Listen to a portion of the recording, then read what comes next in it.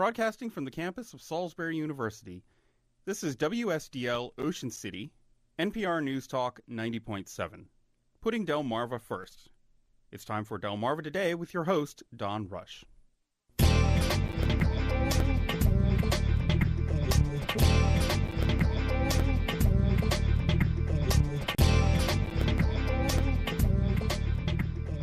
As we head into the 2016 presidential race, there's a lot of talk about a third term. Welcome to Delmarva Today. This is Don Rush. No, we're not actually talking about a third term for President Obama, but if Hillary Clinton does succeed him, many of his policies certainly will be amplified by such a succession. Indeed, in 1988, George Herbert Walker Bush was seen as a third term for Ronald Reagan, although a much kinder and gentler one. And there is one president, though, that actually had such a third term. Indeed, he began a fourth one before he died in office. That was President Franklin Roosevelt. The Salisbury University professor, Dean Kozlowski, has written extensively about the Roosevelt era and has recently lectured about Roosevelt's ability to break an American tradition, that is, to spur also the adoption of an amendment for a two-term limit on the presidency. So we have him in the studio. Welcome to the program, first of all. Thank you, Don. Well, let me ask you this. First of all, go to reach back into history a bit. This was an unprecedented thing to do, to have a third term. As you point out, George Washington set the precedent by saying, I have two terms, I'm out, and we had that succession follow ever since. What made Roosevelt, coming out of the Great Depression, so different that he could actually, as it were, sneak into a third term, if that's the proper term to use, that other presidents, at least before him, either decided not to or were unable to? Well, I think before I answer that question, It's really interesting to see that it's often forgotten that the third term precedent was breaking down even before Roosevelt actually broke the precedent. So Ulysses S. Grant, for example, who'd served two terms, and then Rutherford B. Hayes came in after him. Grant, after sort of sitting out a term, toyed with a nomination in 1880. And then in the 20th century, when you see a more sustained growth of presidential power, you see more of a willingness on the part of presidents to consider a third term. Now, Theodore Roosevelt would be an example. He finished out McKinley's term, so you could say that was his first term. Then he was elected to a term in his own right. He voluntarily removed himself from 1908, but then in 1912, he jumped into the race. Woodrow Wilson won that election. He served two terms. He had a stroke. He was badly debilitated, but because of his own sense of mission and I think ego in part, he toyed with getting the nomination in 1920 for the Democrats. And then Calvin Coolidge, who finished out Harding's term, served a term of his own, and himself issued this very interesting statement about, I do not choose to run for president in 1928, which I've got some evidence suggests he really wanted to be drafted. So he would have served more than the 8-year term, the 8 years in office. So this was breaking down. But with Roosevelt, it was very, very unique because he was, a consummate politician. I call him a political virtuoso in the way he handled this. He was politically successful, I think, with the New Deal, even if not economically successful in terms of bringing the country out of the Depression. So there was a good deal of support for him in the country, I think, among workers and people who'd benefited from the New Deal. And then, of course, you have the onset of war. So this is a president who's defined by two great crises, the Depression and World War II. And they meet almost around 1939, 1940, when he could contemplate a third term. Let me ask you, in term before we get to how he did this, would it be fair to say, particularly if he had carried out his fourth term, is it fair to say that what we're looking really at is two separate presidencies? That is, we have the presidency of the Great Depression, and then we would have had the presidency, obviously, of the Second World War. That dividing line that you talk about, that you could have actually had two separate presidents if he decided not to run. I think it's a fascinating observation, and you could divide it that way.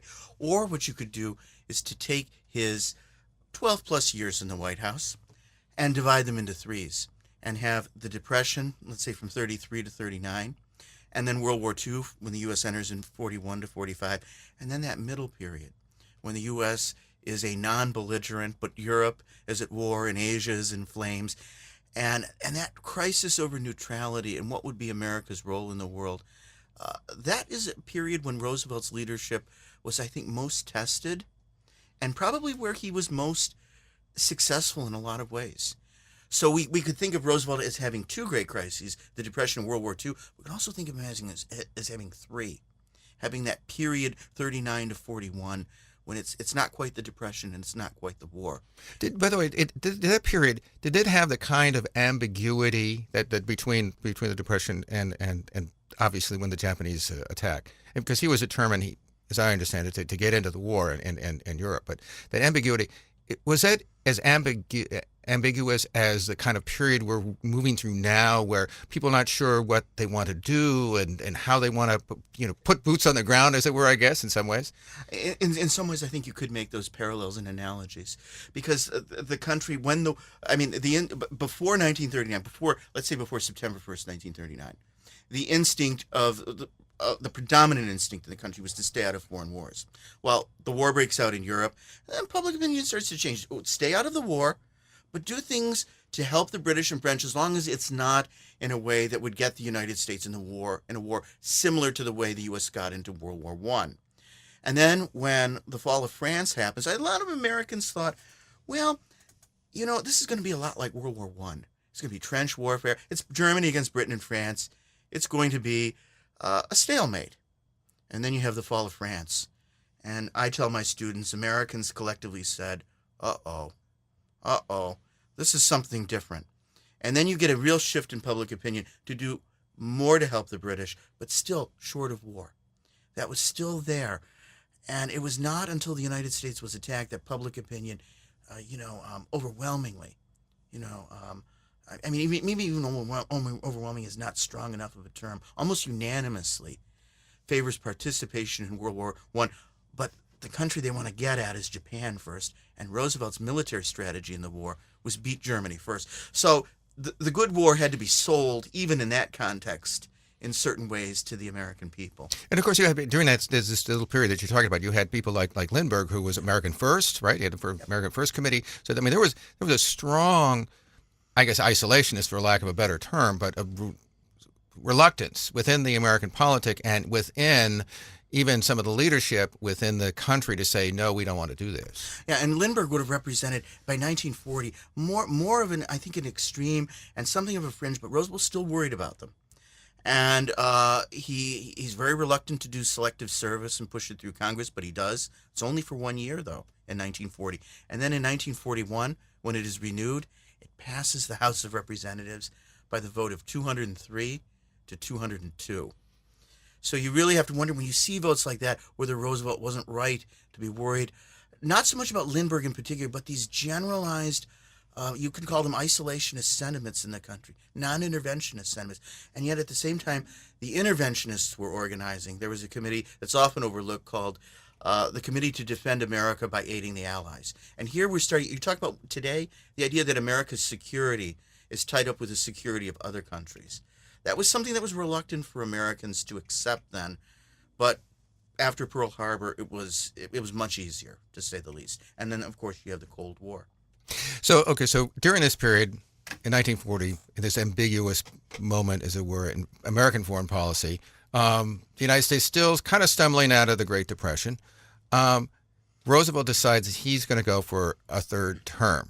That even though we've gone through this entire period in which the economy still has kind of sputtered. I mean, the unemployment, we have to remember, unemployment was at 25% when he took over. He got it down into the teens anyway. How did he finesse this idea that he should have a third term in this very ambiguous moment?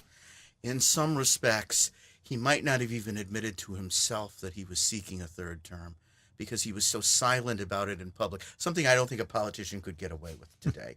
With the late night talk shows. I mean, the way Roosevelt dodged questions from reporters and so on and so forth, you can just see in our more cynical age, not accepting that and being questioned. Well, I think first off, he was thinking of the New Deal, because we think of the Democratic Party today, we think of Roosevelt, well, it's a liberal party essentially, right? But its roots really were in the South, and historically it had favored limited government and states' rights, and there was a sense, what's going to come after Roosevelt? Are we going to return the party to a kind of conservative base and conservative sensibility? Some of the conservatives in the party thought they'd merely leased out the party, as one historian put it, to the New Dealers during the Depression, and they were going to take it back. So that's what Roosevelt was really concerned. He wants to keep the Democratic Party sailing on a New Deal tack. And so that's, I think, something he's really concerned about, first and foremost. Let's say in 1938, 39, when he's thinking about this, even before there's a war. And then when there's a war, he does see himself as indispensable. I mean, this is part of his ego, his experience, maybe his sense of entitlement, you could say, and a sense that here is a unique moment in American history. He talks to a woman who is the wife of the she's American-born. She's the wife of the Argentine ambassador, and he has this conversation with her in early 1939, and he says, you know, Lincoln got involved in politics to get away from, number one, a nagging wife, but number two, because he saw the country at a unique moment in its history, and he wanted to influence the flow of events. And then he tells this woman, this is before the war's broken out, my ambassador in London, who is Joe Kennedy, tells me Europe will be at war 2-1 by the spring. And this woman says the president was really interested in his subject and was really warming to it. And so you could see where he would have thought the country was entering into a very unique period. And here's a moment for potential historical greatness. In terms of third terms, because we talk a lot about it in terms not of actual third terms, but extensions. And obviously a lot of the talk, particularly in 2016, is the idea that in order to preserve the Obama legacy, a Democrat, and in particular this case, perhaps Hillary Clinton, must be elected in order to preserve Obamacare and a lot of the other things that financial regulation was another big thing. In order to preserve that track, how much, just looking at the domestic side, how much does that track between attempting to preserve this on the one hand, as opposed to seeking this third and involving a third term? In this particular case, it would be Hillary Clinton. In his particular case, of course, it would have been him. Yeah, in his particular case, it would have been him. So you can make the case more seamlessly with him, and a little bit less seamlessly, but I think with more continuity, as you mentioned earlier, between Reagan and the first Bush. And here, I think you can see that. I don't think Hillary would try to, remove Obamacare. She might want to amend it a little bit, but she's going to keep it in place. She might want to expand it a little bit. And certainly financial reform, some of the other things, and so on and so forth. But she has achieved a kind of separation from the Obama administration, where I think she's going to be in a unique position where she can try to claim credit for the successes of the Obama administration and to stake out, her own agenda in ways that I think will be easier than what George H.W. Bush had to do in 1988 with respect to Reagan. That was a good reminder that you gave earlier about, he did say a kinder, gentler nation, but there was this perception too that Reagan, if he was getting older at that point, but that if he ran, he could have won.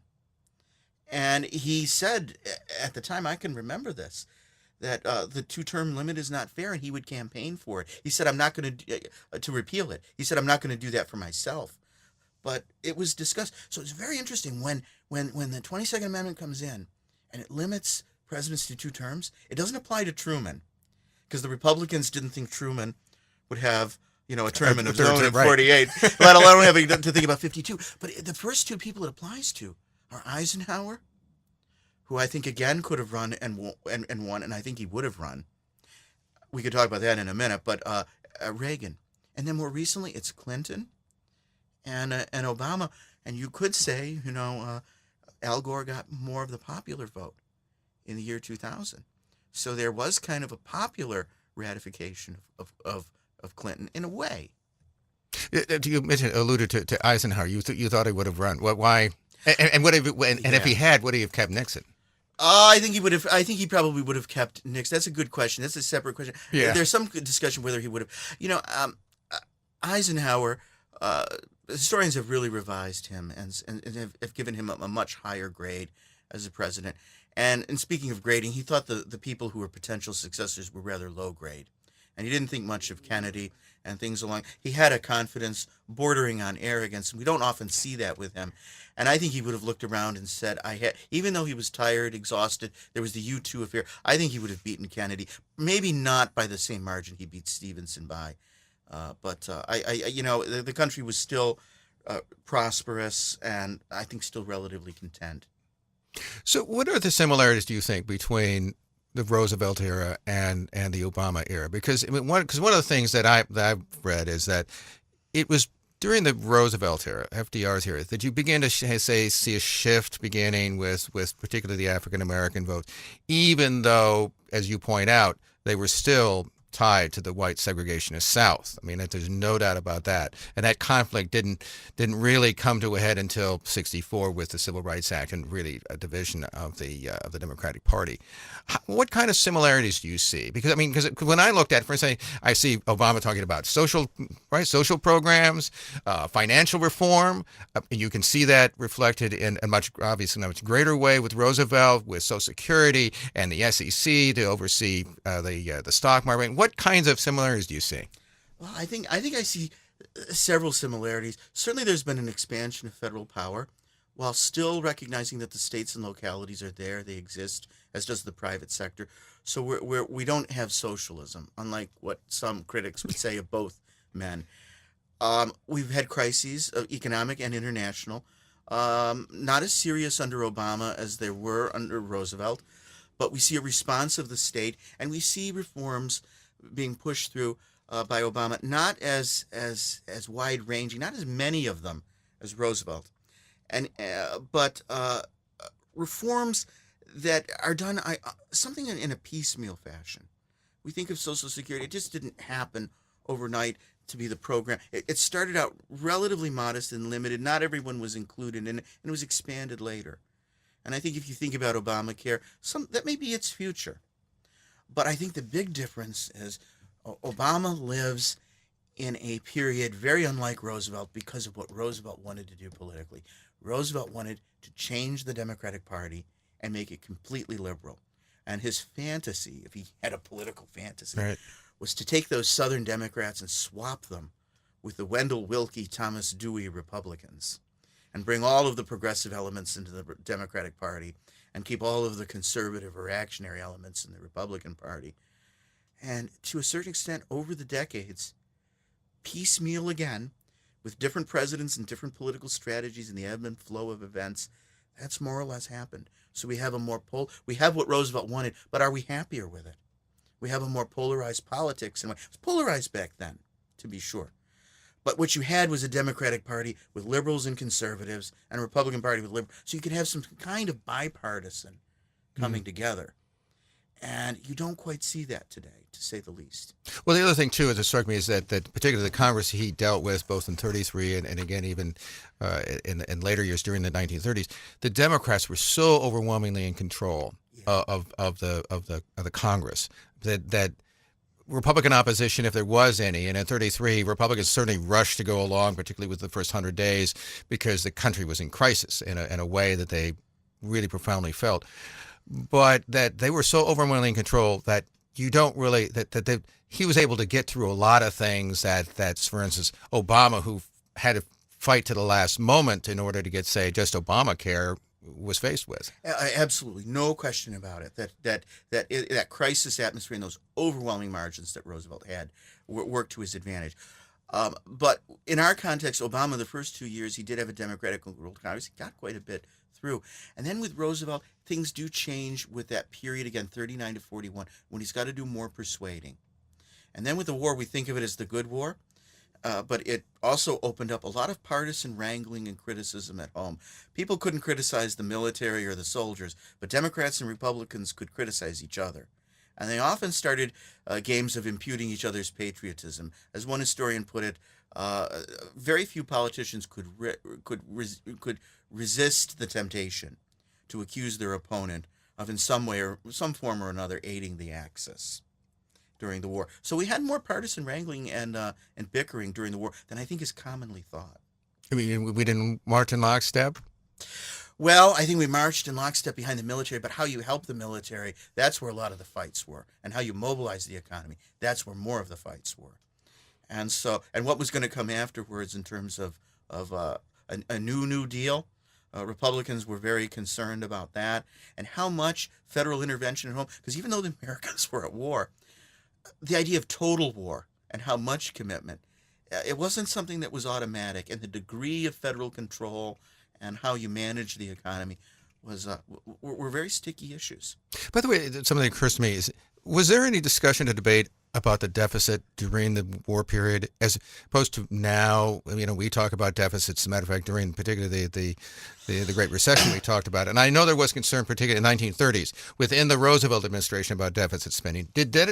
Was that reflected at all during the war, or did people just say, we're going to put that aside until we get done with the war? Oh, I think there are two answers to that. One is that in that middle period of 39 to 41, Roosevelt, when he's thinking of a third term, starts to think of the fact that he promised the people a balanced budget.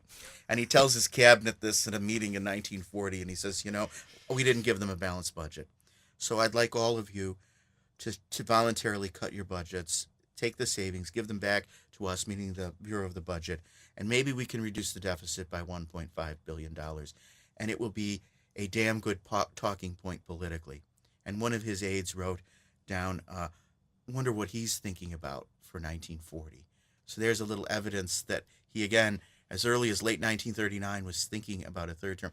During the actual war, I don't remember a lot of debate over the deficit. I think the idea is, if you're facing the Nazis, right, existential. Yeah, you face these kinds of threats, you just simply spend away. And very interesting, if he had spent that level during the Depression, because it's the spending that gets the United States out. It's not just the war, but it's the spending that the war permits or requires that lifts the economy.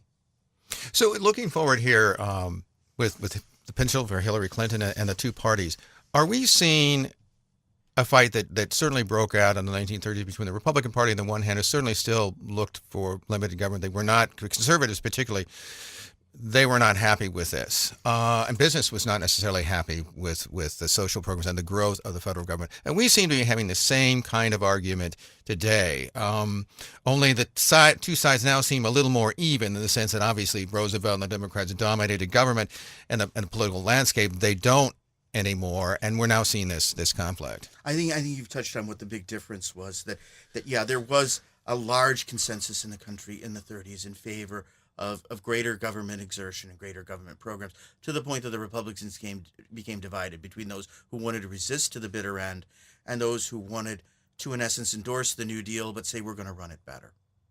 Do you think that from the 1930s on that this group that what we're seeing, particularly through Reagan, for instance, and then George W., that we're seeing this kind of long march back by this conservative element of the Republican Party that we didn't like big government, we certainly weren't crazy about the New Deal, and now we want to say roll back some of these programs? Because I certainly tell you, I was in Washington in the mid 1990s with the '94 election when Republicans took over, and that certainly had the feel to it that everything that came out of the New Deal, and of course the Great Society, everything was up, and we wanted to move back to a different era. I think that's one way of looking at it, that there's been this progression in one direction. It's almost a linear approach.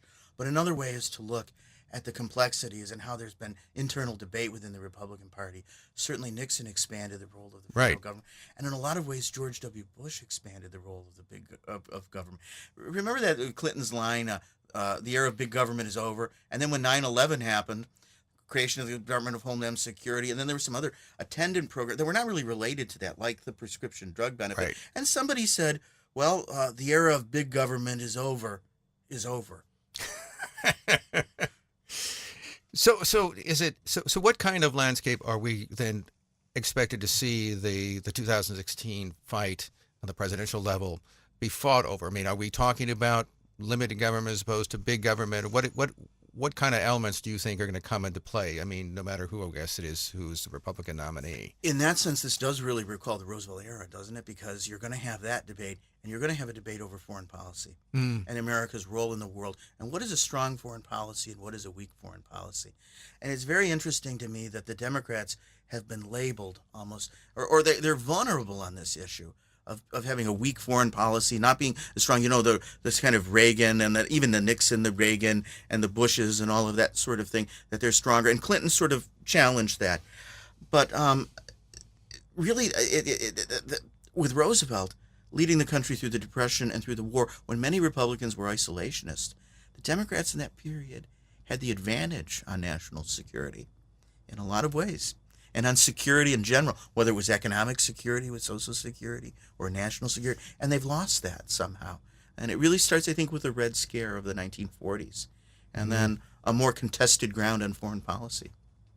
We were speaking with Salisbury University history professor Dean Kotlowski, who's written extensively about the Roosevelt era, and a little bit about the parallels between Roosevelt as he contemplated his third term run in 1940, as opposed to what we now consider to be third terms. That is the extension of a term or the two-term president by his or her vice presidency. And I appreciate you stopping by and talking with us. Thank you very much. This has been Delmarva Today. I'm Don Rush. Thanks for listening. This has been Delmarva Today, a production of Delmarva Public Radio. Chris Rank produces and is our audio engineer. Don Rush is your host. For podcasts, visit our website, delmarvapublicradio.net, or subscribe to the Delmarva Today podcast in iTunes. Delmarva Today can now be seen on PAC 14. To view the schedule, visit the Daily Times or visit pac14.org.